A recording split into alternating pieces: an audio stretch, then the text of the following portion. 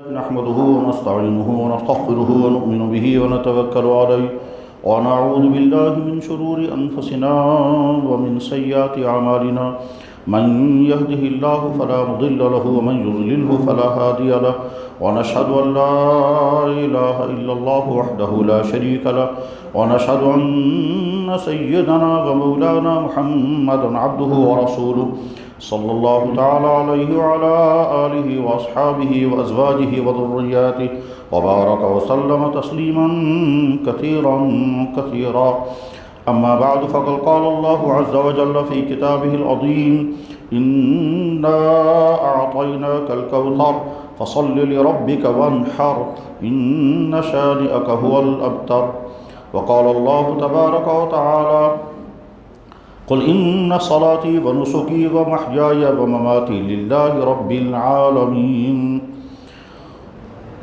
وقال النبي صلى الله عليه وسلم حينما سئل عن الأضاحي فقال سنة أبيكم إبراهيم وقال النبي صلى الله عليه وسلم من رأى هلال ذي الحجة وهو يريد أن يضحي فلا يظلمن أظفاره ولا يقصن شعره أو كما قال عليه الصلوات والتسليم صدق الله مولانا العظيم وصدق رسوله النبي الكريم ونحن على ذلك لمن الشاهدين والشاكرين والحمد لله رب العالمين يا رب صل وسلم دائما أبدا على حبيبك خير الخلق كلهم مولاي صل وسلم دائما أبدا على حبيبك خير الخلق كلهم مولاي صل وسلم دائما أبدا على حبيبك خير الخلق كلهم. محترم بزرگوں اور دوستو، اللہ کے فضل اور احسان سے ہم صاحب ایمان ہیں، ہم مسلمان ہیں. صاحب ایمان اور مسلمان اس انسان کو کہتے ہیں جو یہ تسلیم کرے کہ یہ ساری کائنات ایک اللہ نے بنائی اور اسی اللہ کو معبود برحق، اسی اللہ کو حاکم کل اور اسی اللہ کو مربی اور اسی اللہ کو خالق و مالک مان کر اور یہ یقین رکھیں کہ جس طرح سے اس اللہ نے پیدا کر کے ہمیں اس دنیا میں بھیجا، ہمیں واپس اسی اللہ کے پاس پہنچنا ہے اور اسی اللہ کے پاس اپنی زندگی کا سارا حساب دینا ہے. مسلمان اس کو کہتے ہیں کہ جو تمام نبیوں کو نبی مانے اور اخیر میں یہ بھی کہے کہ آخری نبی محمد الرسول اللہ صلی اللہ علیہ وسلم خاتم النبیین تھے اور محمد الرسول اللہ صلی اللہ علیہ وسلم نے اپنے سے پہلے تمام نبیوں کی تصدیق کی اور اس کے بعد پھر اپنی نبوت کا اعلان کیا. تمام پچھلے نبی ایک علاقے کے لیے ہوتے تھے اور محمد الرسول اللہ پورے عالم کے لیے نبی تھے. تمام پچھلے نبیوں کا دین ان کے زمانے تک محدود تھا اور محمد رسول اللہ کا دین قیامت تک کے لیے اور سارے عالم کے انسانوں کے لیے. یہ ایمان والے کا ایمان ہوتا ہے. ایمان والے کا ایمان یہ بھی ہوتا ہے کہ میں چونکہ اللہ کا بندہ اور اپنی نبی محمد رسول اللہ کا امتی ہوں، اس لیے میری زندگی کا کوئی چاہت میری اپنی نہیں ہے، میری زندگی کا اپنا کوئی شوق اپنا نہیں ہے. میں اللہ کا بندہ ہوں، اللہ کا بندہ بن کر کے مجھے زندگی گزارنی ہے. میں اللہ کے نبی کا امتی ہوں، امتی بن کر مجھے زندگی گزارنی ہے. میری نظر میں وہی چیز حلال ہے جو میرے اللہ اور میرے نبی نے حلال کر دی اور میری نظر میں وہی چیز حرام ہے جو میرے اللہ اور میرے نبی نے حرام کر دی. فیصلے سارے کے سارے اللہ کو کرنے کا حق ہے، اس وجہ سے کہ پیدا بھی اللہ ہی نے کیا ہے اور ضابطہ بھی اسی کا چلے گا. قرآن میں اللہ تعالیٰ فرماتے ہیں الا لہ الخلق والامر، اے انسانوں اچھی طرح سے سنو، جس ذات نے یہ کائنات بنائی، جو ذات اس کائنات کا خالق اور مالک، جس ذات نے تم کو پیدا کیا ہے، فیصلہ اور آرڈر اسی کا چلے گا. دنیا کا ضابطہ بھی یہی ہے.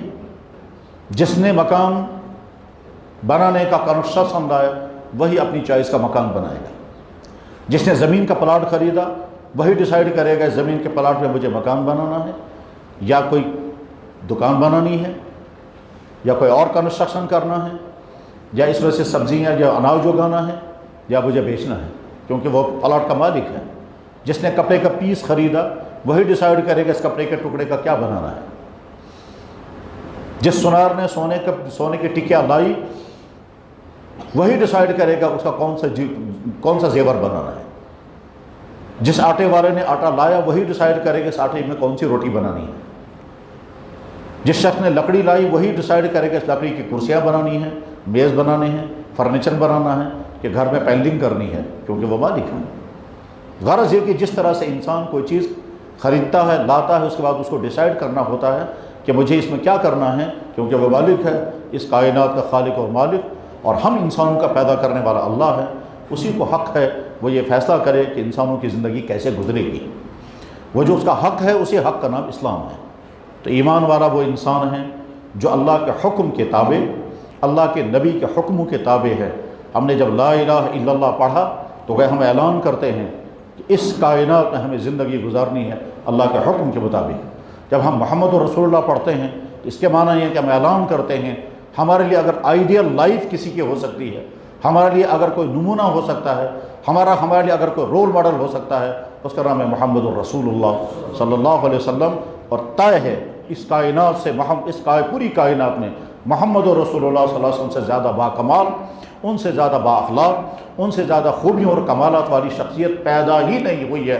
آدم علیہ السلام سے لے کر قیامت تک کوئی نہیں پیدا ہوا، اور اس کا اعلان اللہ نے بھی فرمایا، سارے نبیوں نے کیا، سارے مذہبی صحائف میں موجود ہے، تمام کتابوں میں موجود ہے، محمد رسول اللہ تھے۔ تو اللہ نے ہم کو ایمان اور اسلام کی دولت عطا فرمائی۔ ہم اعلان کر کے کہتے ہیں ہم اللہ کے بندے، اور اعلان کر کے کہتے ہیں ہم محمد رسول اللہ کی امتی ہیں۔ ہمارے لیے وہی چیز حلال ہے جو اللہ نے اور اللہ کے نبی نے حلال کر دی، اور وہ چیز ہمارے لیے حرام ہے جو اللہ اور اللہ کے نبی نے حرام کر دی۔ چاہے انسان اس کی پابندی نہ کرے، مگر حلال حلال ہے، حرام حرام ہے۔ قرآن کریم میں اللہ تعالیٰ شانہ بار بار صاف اعلان کر کے کہتے ہیں کل من حرم زینت اللہ التی اخرج لعبادی، کس کو طاقت ہے کہ اللہ نے اپنے بندوں کے لیے جو چیز حلال کر دی ہے اس کو بیان کر دے اور اس کو حرام کر دے؟ کسی کا حق نہیں ہے، کسی کو طاقت نہیں۔ ہم مسلمان اور ایمان والے ہیں، ہر حال میں ہمیں یہ سمجھنا ہے کہ اس موجودہ صورتحال میں اللہ کی طرف سے ہمیں کیا حکم ہے۔ رمضان آئے گا، مسلمان کو حکم ہے روزہ رکھو۔ ذی الحجہ کا مہینہ آئے گا، مالدار مسلمانوں کو حکم ہے حج کرو، اور گھر میں رہنے والے مسلمانوں کو حکم ہے قربانی کرو۔ ہر مہینے کے لیے اللہ تعالیٰ شانہ اور ہر دور کے لیے، ہر وقت کے لیے، ہر دن کے لیے اللہ نے احکامات مقرر فرمائے ہیں۔ مسلمان صبح کو بیدار ہوگا، حکم آئے گا وضو کرو، اللہ کے سامنے کھڑے ہو جاؤ، نماز ادا کرو۔ مال اللہ نے عطا فرمایا ہے، حکم آئے گا زکوٰۃ ادا کرو۔ غرض یہ کہ ہر حال میں اور ہر وقت میں اللہ نے اپنے بندوں کو مخاطب بنایا ہے، اور مسلمان ہر وقت مسلمان ہیں۔ قرآن کریم میں اللہ تعالیٰ فرماتے ہیں یا ایھا الذین آمنوا ادخلوا فی السلم کافہ، تم پورے مسلمان بننا، پوری طرح سے اسلام میں داخل ہونا۔ پارٹ ٹائم مسلمان، وقتی مسلمان، چند چیزوں میں مسلمان اور باقی تمام چیزوں میں کچھ اور کرنے لگو، وہ اسلام اللہ کو ایکسیپٹ نہیں ہے۔ اللہ نے جب اعلان فرمایا ان الدین عند اللہ الاسلام، دنیا میں دین حق صرف ایک ہے، وہ اسلام ہے۔ قرآن کریم میں اللہ تعالیٰ اعلان کر کے کہتے ہیں وَمَن يَبْتَغِ غَيْرَ الْإِسْلَامِ دِينًا فَلَن يُقْبَلَ مِنْهُ، اسلام کے علاوہ کوئی اور دین لے کر کے آؤ گے، اللہ کو ہرگز قبول نہیں، اللہ کو ہرگز تسلیم نہیں۔ اسلام کو نیا دین نہیں ہے۔ آدم علیہ السلام کو اللہ نے جو دین دیا تو اس کا نام بھی اسلام تھا، نوح علیہ السلام کو جو دین دیا تو اس میں بھی اسلام تھا۔ ہر نبی نے جو دین دنیا کے انسانوں کے سامنے لایا وہ اسلام، اور آخری ایڈیشن محمد رسول اللہ کے ذریعے سے انسانوں کو عطا کیا گیا، اور وہ اسلام محفوظ ہے۔ محمد رسول اللہ پر جو قرآن نازل ہوا وہ بھی محفوظ، اور محمد رسول اللہ نے جو کچھ بیان فرمایا وہ بھی محفوظ ہے۔ قرآن اور حدیث کی دولت صرف مسلمانوں کے پاس موجود ہے، دنیا کے اور کسی قوم کے پاس اوریجنل کتاب نہیں ہے۔ دنیا کی کسی بھی قوم کے پاس ان کے مذہبی رہنماؤں کے ارشادات و اقوال و تعلیمات موجود نہیں ہیں۔ آج کے ایام چونکہ قربانی کے ایام ہیں، اس لیے جیسے ہمیشہ سے ہمارے ائمہ رمضان کا مہینہ آئے گا تو رمضان کے فضائل اور روزوں کے احکامات بیان کرتے ہیں، اسی طرح سے شعبان کا مہینہ آئے گا تو شعبان کے فضیلتیں بیان کریں گے اور شب برات کے احکام بیان کرتے ہیں۔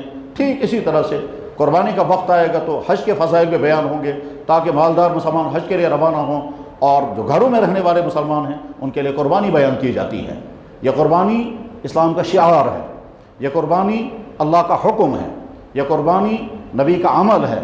اس لیے قربانی ہی کے مسائل بلکہ اس کی تاریخ اور اس کے فضائل اور اس کے مسائل بیان کرنا ائمہ کی ذمہ داری ہے، اور امت مسلمہ کا فریضہ ہے کہ وہ ہر حال میں دیکھیں کہ اس وقت ہمارے لیے اللہ کی طرف سے کیا حکم ہے۔ حضرات، قربانی کا تذکرہ جو تاریخی طور پر ہے، سب سے پہلے قربانی اس کائنات میں جس ذات نے دی ہے وہ حضرت آدم علیہ السلام تھے۔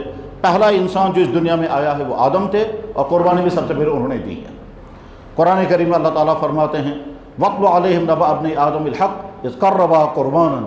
آپ اللہ تعالیٰ حضور نبی علیہ السلام سے فرما رہے ہیں لوگوں کو سنائیے کہ تمہارے سب کے باوا تمہارے سب کے ابا جان حضرت آدم علیہ السلام نے اپنے بیٹوں کی قربانی کس طرح سے کروائی تھی۔ صورتحال یہ ہے کہ حضرت آدم علیہ السلام کو اللہ نے 2 بیٹے عطا کیے تھے، ایک کا نام تھا حابیل، ایک کا نام تھا قابیل۔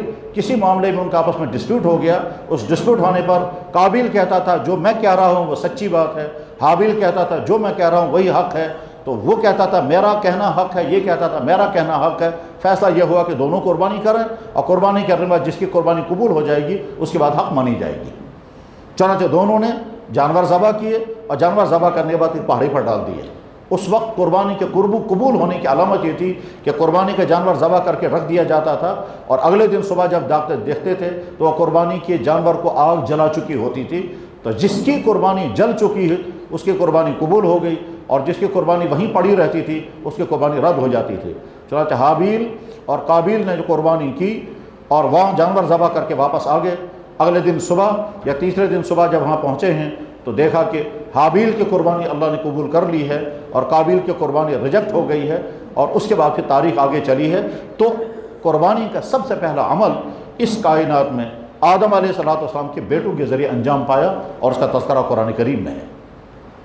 قربانی کا دوسرا عظیم شان واقعہ حضرت ابراہیم علیہ السلام کا ہے، اور قرآن کریم نے ابراہیم علیہ السلام کو رول ماڈل کے طور پر پیش کیا گیا۔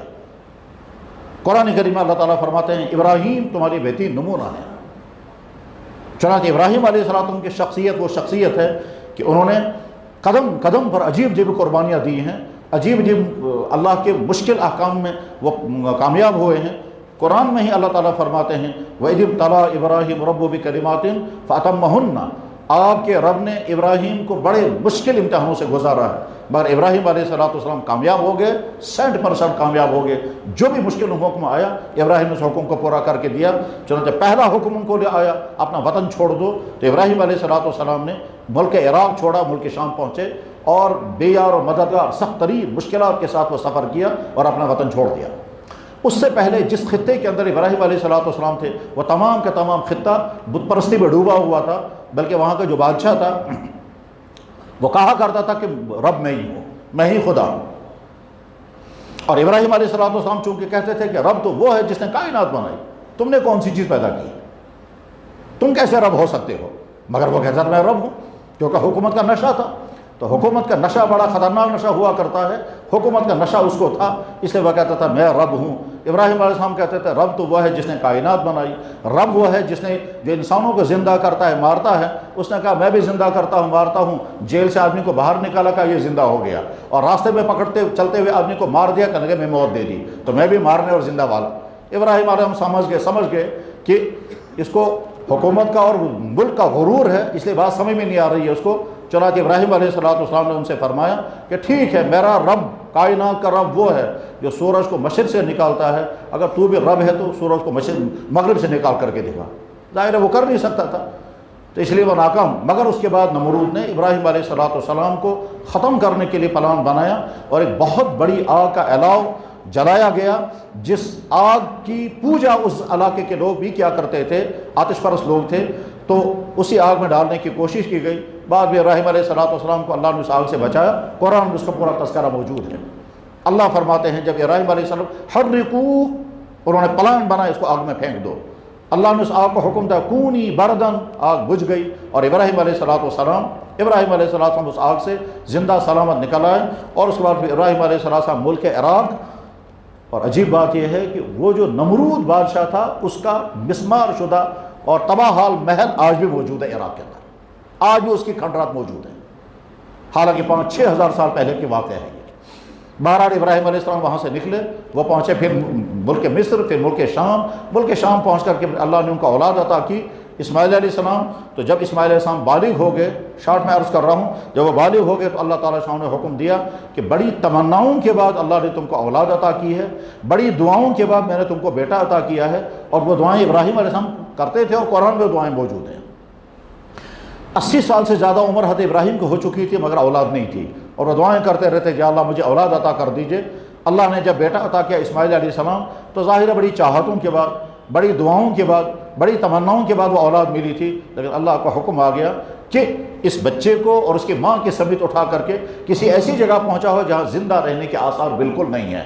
چنانچہ ملک شام سے چل کر کے ابراہیم علیہ السلام نے اپنی اہلیہ حضرت ہاجرہ اور ان کے صاحبزادے حضرت اسماعیل دودھ پیتے بچے کو ملک شام سے لیا اور مکہ مکرمہ پہنچا دیا۔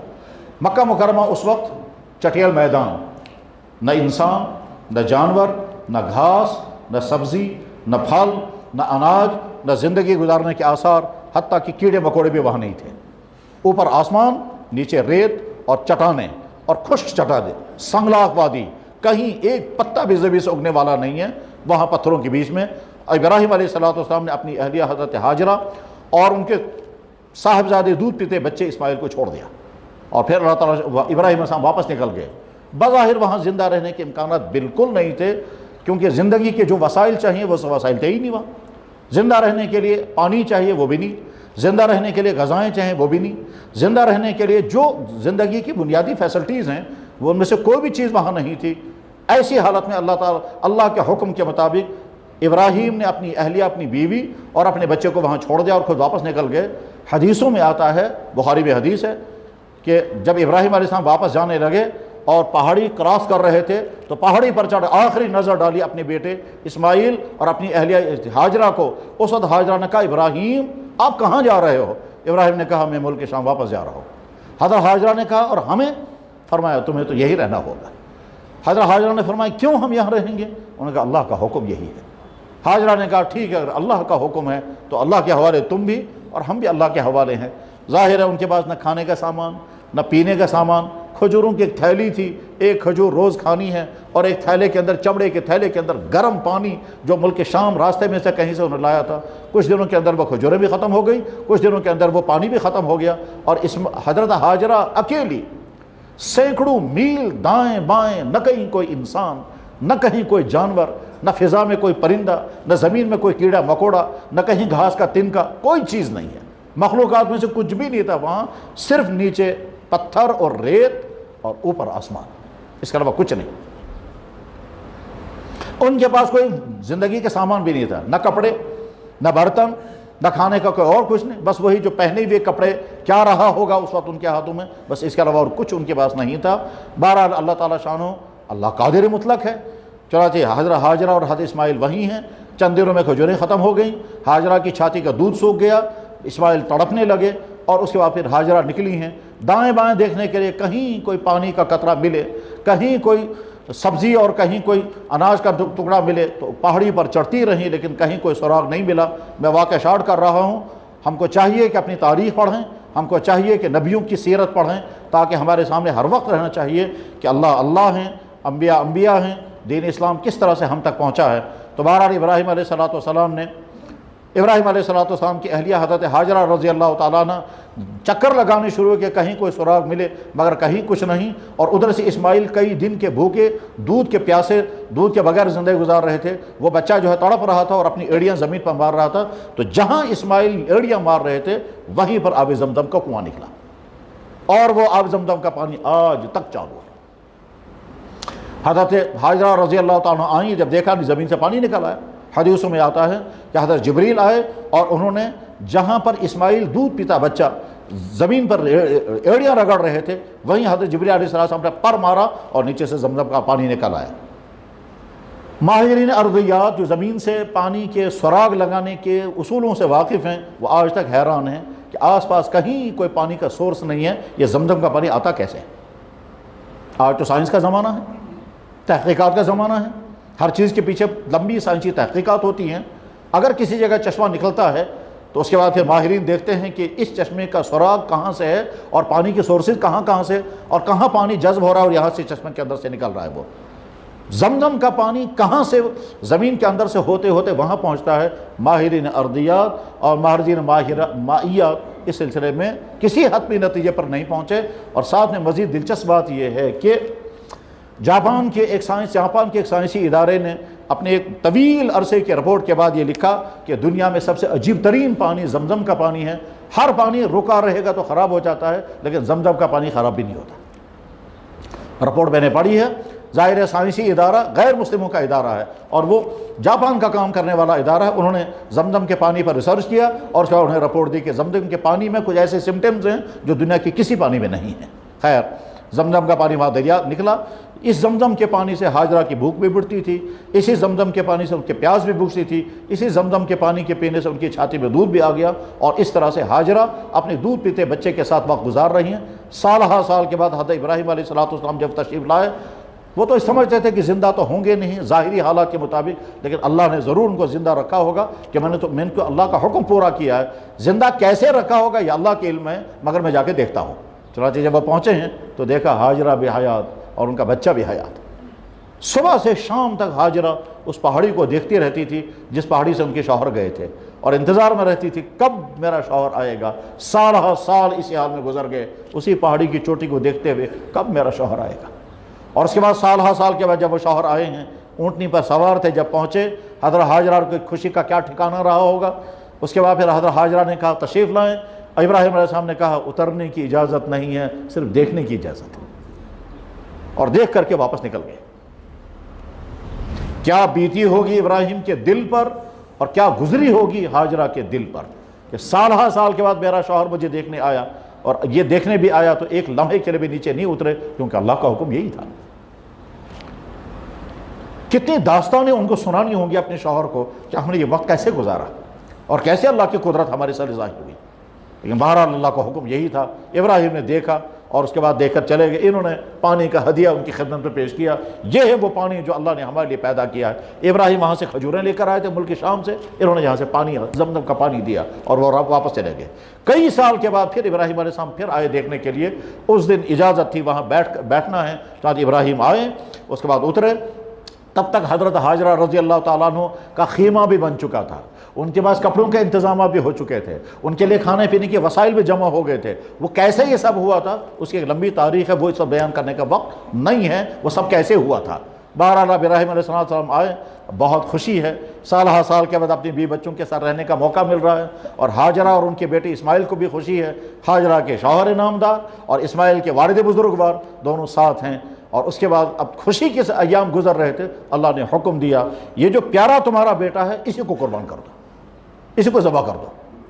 ابراہیم صاحب حیران، اتنی تمناؤں، اتنی دعاؤں، اتنی آرزوؤں کے بعد بچہ ملا ہے، اس کو بھی حکم دیا جا رہا ہے کہ ذبح کرنے کا، مگر ابراہیم تھے، اس لیے سر جھکایا کہ یا اللہ اگر آپ کا حکم یہی ہے مجھے منظور ہے۔ 3 دن تک حکم آتا رہا خواب کے ذریعے، اور اخیر میں جب تیسرا دن بھی خواب میں آگے کیا حکم دیا جا رہا ہے تمہیں بیٹے کو ذبح کرنا ہے۔ ابراہیم علیہ السلام سوچتے رہے کہ ہاجرہ کو کیسے بتاؤں گا تیرے بیٹے کو ذبح کرنے کا حکم آ گیا، شاید یہ آمادہ نہیں ہو پائیں گی، اس لیے اپنی اہلیہ سے کہا ہم جنگل میں گھومنے کے لیے جائیں گے، ادھر سے شکار وکار بھی کر کے لائیں گے، اس بچے کو تھوڑا سنوار کر کے میرے ساتھ بھیج دو۔ اما بیوی بھی خوش ہو گئی کہ ابا جان اپنے بیٹے کو گھمانے کے لیے لے جا رہے ہیں۔ ہمارے گھروں میں بھی ہوتا ہے کہ بیویاں بڑی خوش ہو جاتی ہیں جب ابا جان اپنے بچوں کو گھمانے کے لیے کہیں لے جائیں یا ٹور کرنے کے لیے کہیں جائیں۔ ابراہیم علیہ السلام کی اہلیہ حضرت ہاجرہ نے اپنے بیٹے کو جو 6 7 8 سال کا بچہ ہو چکا تھا اس کو سنوارا، سجایا، اچھے کپڑے جو بھی ہو سکتے تھے وہ پہنائے اور روانہ ہو گئے۔ تو ابراہیم نے کہا ساتھ میں ایک رسی بھی دے دو اور ایک کلہاڑی بھی دے دو تاکہ اگر ہو سکا تو ہم وہاں سے کوئی لکڑیاں لے کر کے آئیں گے۔ ان کو نہیں معلوم تھا یہ لکڑیاں، یہ رسی کیوں لے جا رہے ہیں اور یہ کلہاڑی کیوں مانگ رہے ہیں اور یہ چھری کیوں مانگ رہے ہیں۔ انہیں چھری بھی منگوائی کہ ہو سکتا ہے وہاں کوئی شکار مل جائے گا تو شکار کا جانور ذبح کر کے لے آؤں گا۔ ان کو نہیں معلوم تھا چھری اور رسی کیوں مانگی جا رہی ہے، اور ابراہیم یہ سوچ رہے تھے کہ میں جب لے کر جاؤں گا تو بچوں کو مجھے ذبح کرنا ہے کیونکہ اللہ کا حکم ہے۔ چنانچہ مکہ مکرمہ سے قریب 8 میل کے فاصلے پر مینا پہنچے، اور مینا جا کر کے اپنے بیٹے سے کہا بیٹا ہم گھومنے نہیں آئے ہیں، مجھے تمہیں اللہ کے حکم پر ذبح کرنا ہے۔ اس انسانی تاریخ میں یہ منفرد واقعہ ہے، اور عجیب بات ہے تمام یہودی لٹریچر، تمام کرسچن لٹریچر اور اسلام یعنی وہ قرآن تینوں اس واقعے کو بیان کرتے ہیں۔ یہودیوں کو بھی تسلیم ہے کہ ابراہیم علیہ السلام کی قربانی کا بیٹے کو قربانی کا واقعہ ہوا، عیسائیوں کو بھی تسلیم ہے، اسلام تو کہتا ہی ہے، اور محمد رسول اللہ صلی اللہ علیہ وسلم نے فرمایا۔ چنانچہ اسماعیل علیہ السلام جو 6 7 سال کی عمر کا بچہ تھا اس نے ابا جان کا حکم سنا، سر جھکایا تو کہا ابا جان اگر اللہ کا حکم ہے، سر تسلیم خم ہے، میری گردن حاضر ہے، ذبح کر دے گا۔ قرآن کریم اللہ تعالیٰ شان و فرماتے ہیں فلما اسلما، جب ابراہیم اور اس کے بیٹے دونوں تیار ہو گئے، ابراہیم تیار ہو گئے اپنے بیٹے کو ذبح کرنے کے لیے، اور اسماعیل تیار ہو گئے اپنے آپ کو ذبح کرانے کے لیے، وَتَلَّهُ لِلْجَبِينِ، اور اس کو لٹایا، وَنَادَيْنَاهُ أَن يَا ابراہیم، ہم نے آسمانوں سے کہا ابراہیم قد صدقت الرؤیا، تم کامیاب ہو گئے، میرا جو آرڈر تھا وہ تم نے پورا کر دیا، مجھے بچے کے گلا کٹوانا نہیں تھا، مجھے تو تمہاری قربانی دیکھنی تھی، تم چھری چلانے کے لیے تیار، چھری چلانا تمہارا کام تھا وہ تم نے کر دیا، بچانا میرا کام تھا، میں بچا کے دکھاتا ہوں۔ چنانچہ ابراہیم علیہ السلام نے بچے کو ذبح کرنے سے پہلے اپنی آنکھوں میں پٹی باندھی کہ کہیں بیٹی کی شفقت مجھے روک نہ دے، آنکھوں میں پٹی باندھی، اور پٹی باندھ کر کے جب بچے کے گلے پر چھری چلائی تو چھری چلاتے چلاتے ان کو محسوس ہوا کچھ تبدیل ہو رہا ہے، کچھ چینجنگ ہو رہی ہے، مگر وہ سمجھ نہیں پائے، اور اس کے بعد پھر جب چوری چلا کر ان کو لگا کہ خون گر چکا ہے، اور اس کے بعد پٹی کھولی تو دیکھا اسماعیل پاس میں کھڑے ہیں اور دمبا ذبح ہو چکا ہے۔ ابراہیم علیہ السلام پر ایک گنودگی طاری ہو گئی، اور جبریل علیہ السلام جنت سے دمبا لے آئے اور اسماعیل کو ان کے ہاتھ سے چھینا، دمبا ان کے ہاتھ میں ڈال دیا، چھری بظاہر چل رہی تھی اسماعیل پر مگر حقیقت میں چل گئی دمبے پر۔ جس جگہ جنت کا یہ دمبا ذبح ہوا ہے مینا میں آج بھی اس جگہ پر مسجد موجود ہے، اس مسجد کا نام ہے مسجد کبشہ، اس جگہ پر وہ جنت کا دمبا ذبح ہوا تھا، اور اسماعیل السلام پاس میں کھڑے ہیں، سہمے ہوئے ہیں۔ ابراہیم سوچتے رہے یہ کیا ہوا، ایک طرف سے خوشی کہ بیٹا بچ گیا، دوسری طرف سے خوشی کہ میں نے اللہ کے حکم میں سرتابی نہیں کی، میں نے اللہ کے حکم کے سامنے سر جھکا دیا۔ قرآن نے اس کو پورے واقعے کا بیان فرمایا فلما اسلما وتلہ للجبین ونادیناہ ان یا ابراہیم قد صدقت الرؤیا انا کذالک نجزی المحسنین۔ پھر اور تفصیل بیان کی گئی ہے، تو انسانی تاریخ کے قربانی کا یہ دوسرا واقعہ ہے۔ اس کی اور بھی تفصیلات ہیں جو اس وقت بیان نہیں کی جا سکتی ہیں۔ ہم کو چاہیے کہ تفسیر پڑھیں، ہم کو چاہیے کہ سیرت پڑھیں، ہم کو چاہیے کہ انبیاء علیہ السلام کے واقعات پڑھیں۔ اس کائنات میں سچی مخلوق، اس کائنات میں اگر انسانوں کے لیے کوئی رول ماڈل ہیں وہ نبی اور انبیاء علیہ السلام ہوتے ہیں۔ ہر نبی انسانوں کے لیے رول ماڈل ہے۔ قربانی کا تیسرا بہت بڑا واقعہ جو ہے وہ جناب رسول اکرم صلی اللہ علیہ وسلم کے ابا جان کی قربانی کا ہے۔ اب حضور نبی علیہ السلام کے دادا محترم کا نام تھا عبد المطلب۔ سوئے اتفاق یہ ہوا تھا کہ زمزم کا کنواں غائب ہو گیا تھا۔ کیسے غائب ہو گیا تو اس کی تفصیل کا وقت نہیں ہے، بہرحال زمزم کا کنواں غائب ہو گیا تھا۔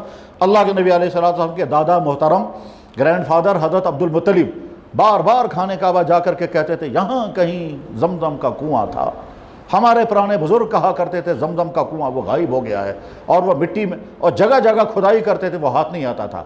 تو خانہ کعبہ کے سامنے کھڑے ہو کر کے عبد المطلب نے کہا یا اللہ میں وعدہ کرتا ہوں اگر زمزم کا کنواں ہاتھ آ گیا اور مجھے 10 بیٹے مل گئے تو ایک بیٹے کو آپ کے نام پر خوشی میں ذبح کر دوں گا، قربان کروں گا۔ خانہ کعبہ کے سامنے انہوں نے منت مانی، یا اللہ میں وعدہ کرتا ہوں اگر زمزم کا کنواں ہاتھ آ گیا اور مجھے 10 بیٹے مل گئے تو ایک جو سب سے اچھا بیٹا ہوگا وہ آپ کے نام پر ذبح کر دوں گا۔ چنانچہ کھدائی شروع ہو گئی، اور پہلی مرتبہ جہاں کھدائی ہوئی وہ زمزم نکل آیا۔ اس قدر خوشی ہو گئی کہ زمزم کا کنواں نکل آیا، اور وہ گم کیسے ہوا تھا، اس میں مٹی کی بھرائی کیسے ہو گئی تھی، ایک الگ تاریخ ہے، وہ مجھے بیان نہیں کرنی ہے کیونکہ وقت اتنا نہیں ہے۔ بہرحال ابراہیم علیہ السلام کے بیٹے اسماعیل کے پاؤں کے نیچے سے نکلنے والا زمزم کا کنواں چونکہ کئی صدیوں کے بعد ختم ہو چکا تھا، اس لیے عبد المطلب کی چاہت کے مطابق اللہ نے زمزم پھر عطا کر دیا، زمزم کا کنواں دریافت ہو گیا۔ عبد المطلب خوش ہو گئے، سارے مکے میں خوشیاں منائی گئی، اور عبد المطلب کی عظمتیں بڑھ گئی کہ عبد المطلب اتنا عظیم الشان انسان ہے، اسی کے ذریعے سے کعبے کی جوار میں زمزم پھر دریافت ہو گیا۔ اس کے بعد جب اللہ تعالیٰ شاہ نے ان کو 10 بیٹے عطا کیے تو ایک دن خواب میں خانہ کعبہ کے اندر دیکھا، لیٹے ہوئے تھے حتیم کے اندر، حتیم اس وقت نہیں تھا، خانہ کعبہ کے اندر لیٹے ہوئے تھے۔ خواب میں دیکھا کہ عبد المطلب تم نے اللہ سے وعدہ کیا تھا قربانی کرنے کا، اور وہ قربانی تمہیں کرنی تھی 2 شرطوں کے ساتھ، زمزم کا کنواں دریافت ہوگا تب، اور 10 بیٹے جب ہوں گے تب۔ یہ دونوں شرطیں پوری ہو گئی، اپنے بیٹے کو ذبح کرو۔ چنانچہ عبد المطلب بیدار ہو گئے، انہوں نے کہا میں اپنے بیٹوں میں سے جو سب سے اچھا بیٹا ہے اس کو اللہ کے نام پر ذبح کروں گا، اور نام نکلا ہے عبداللہ کا۔ عبداللہ ہیں جناب رسول اکرم صلی اللہ علیہ وسلم کے والد گرامی۔ مختصراً اخیر میں صورتحال یہاں تک پہنچی کہ عبد المطلب کو مشورہ دیا گیا کہ بیٹوں کو ذبح مت کریں، ان کے بدلے میں اونٹ ذبح کر دیں۔ چنانچہ عبد المطلب نے ایک طرف سے 10 اونٹ، ایک طرف سے عبداللہ رکھا، قرعہ ڈالا گیا تو اونٹوں کے عبداللہ کے نام نکل آیا۔ پھر 10 اونٹ بڑھائے گئے، پھر قرعہ ڈالا گیا تو عبداللہ کا نام نکل آیا۔ پھر 10 اونٹ بڑھائے گئے، قرعہ ڈالا گیا تو عبداللہ کا نام نکل آیا۔ 9 مرتبہ قرعہ ڈالا گیا، ایک 10 اونٹ بڑھاتے گئے، 90 اونٹ ہو گئے، قرعہ ڈالا تو عبداللہ کا نام نکل آیا۔ جب 10ویں مرتبہ 100 اونٹ ہو گئے، پھر قرعہ ڈالا گیا تو اونٹوں کا نام نکل آیا۔ عبد المطلب نے کہا یہ اتفاقاً ہو گیا ہے، جب 9 مرتبہ عبداللہ کا نام نکل آیا تو اب 10ویں مرتبہ اونٹوں کا نام، یہ اتفاق ہے، میں اس کو قبول نہیں کروں گا۔ دوبارہ قرعہ ڈالا، 30ویں مرتبہ ڈالا، اونٹوں کے نام نکل آیا تو 100 اونٹوں کو ذبح کر دیا گیا اور عبداللہ اس کے بدلے میں آزاد ہو گئے۔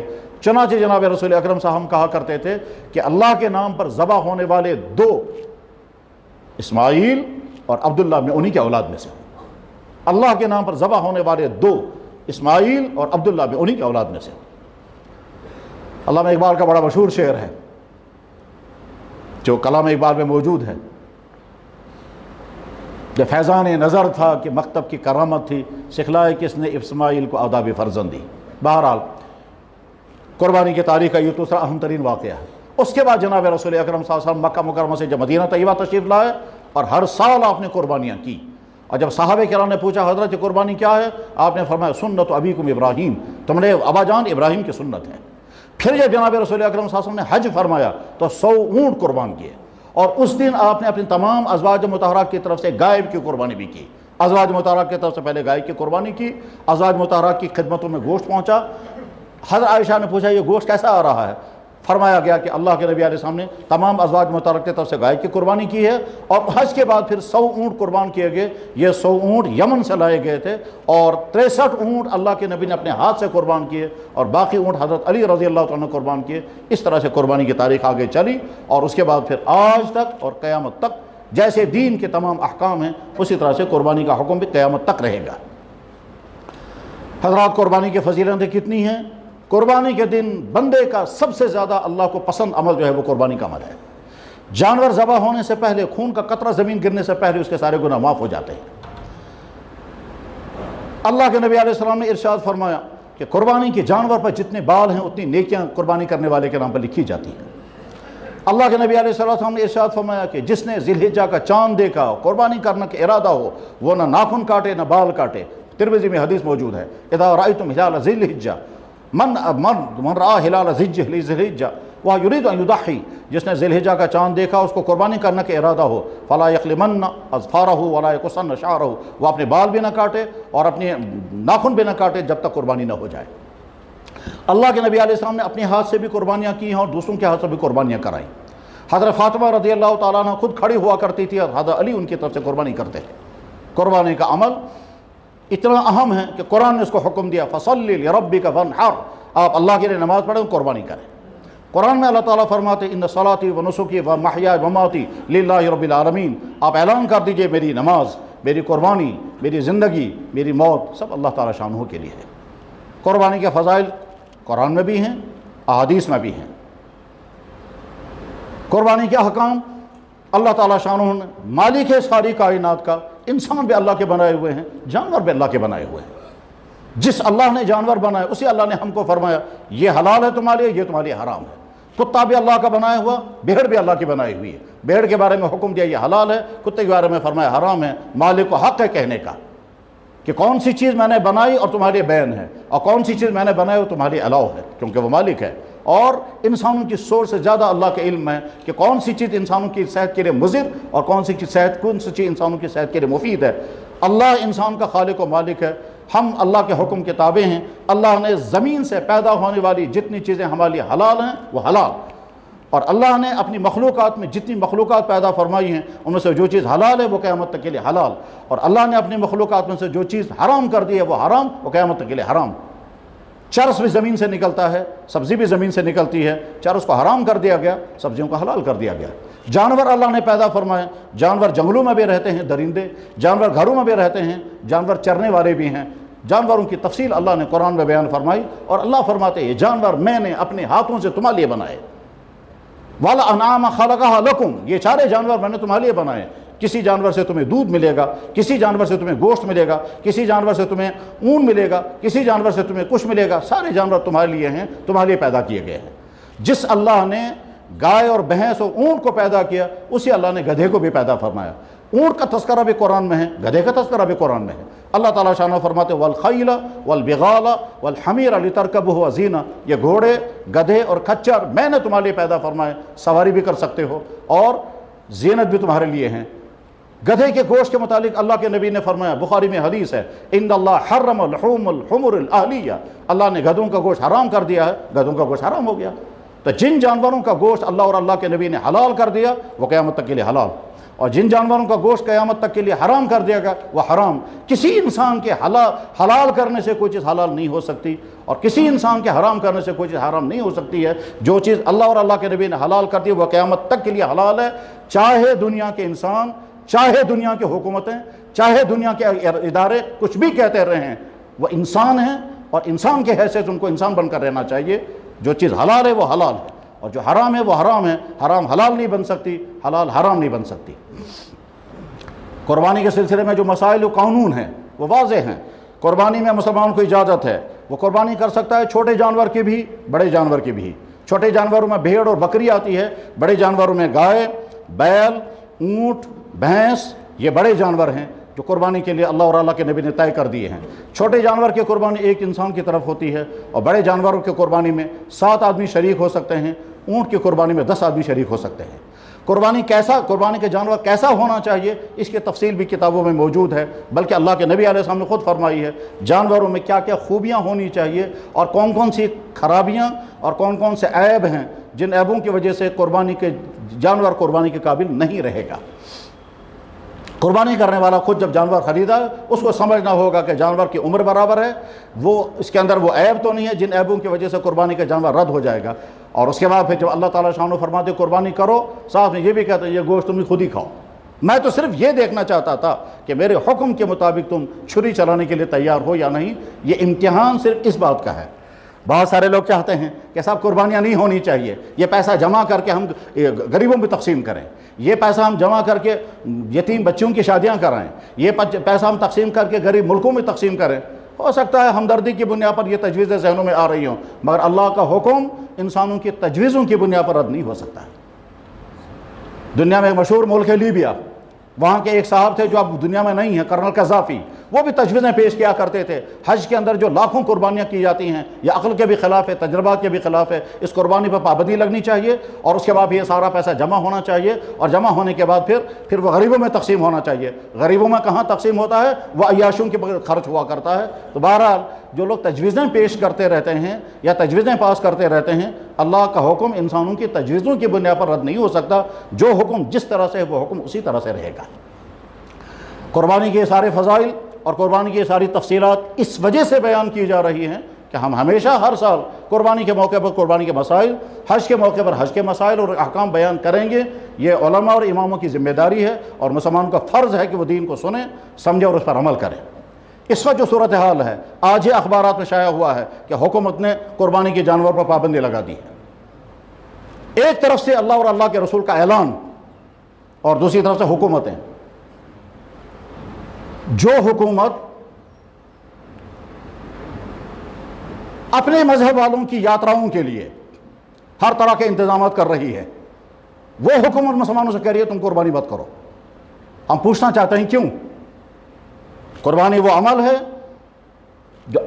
جب سے اسلام دنیا میں آیا تب سے قربانی کا عمل چالو ہے۔ اس لیے اب مسلمان کو سوچنا ہے، ایک طرف سے میرے اللہ میرے نبی کا حکم ہے، اور ایک طرف سے انسانوں کی خود غرضیوں کے احکامات۔ ہاں اسلام حکم دیتا ہے کہ جانور کو ٹھیک طرح سے ذبح کرو، صفائی کا اہتمام کرو، گندگیاں سڑکوں پہ نہیں ڈالنی چاہیے، ان کے گوشت کے ٹھیک طرح سے تقسیم کرو، غریبوں تک پہنچاؤ، کھال ضائع نہیں ہونی چاہیے، اس کے احکامات الگ ہوں، اس کے احکامات بیان کیے گئے ہیں۔ تو بہرحال کسی انسان کے پابندی لگانے سے اللہ کا حکم نہیں روکا کرتا، اور یہ علماء کی ذمہ داری ہے کہ وہ اعلان کریں کہ جو دین کے شاعر ہیں ان دین کے شاعر میں کسی انسان کی مداخلت قابل قبول نہیں ہے۔ اس لیے قابل قبول نہیں ہے کہ ایک طرف سے اللہ ہمیں حکم دے رہا ہے تم میرے بندے ہو، یہ جانور میرا بندہ ہے، تم مالدار ہو، تمہیں جانور ذبح کرنا ہوگا، اور ایک طرف سے کوئی انسان ہمیں کہتا ہے میں بین لگا رہا ہوں۔ بہرحال قربانی کا فریضہ ہے، قرآن کا حکم، اللہ کے نبی کا حکم، اسلامی تاریخ بتاتی جا رہی ہے۔